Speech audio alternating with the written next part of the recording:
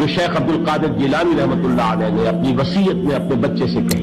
11ویں دینے والے ہیں، لیکن حضرت شیخ عبد القادر جیلانی کی وصیت اور تعلیمات کو کتنے لوگ ہیں جانتے ہو؟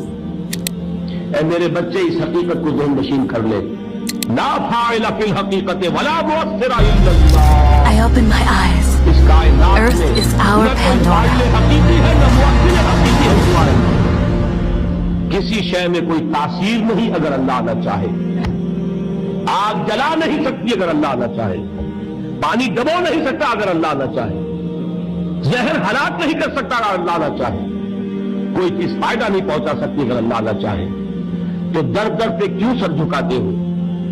در در پر کیوں جب عیسائی کرتے ہو؟ سب کے سامنے کیوں ہاتھ پھیلاتے ہو؟ ایک اللہ سے مانگو.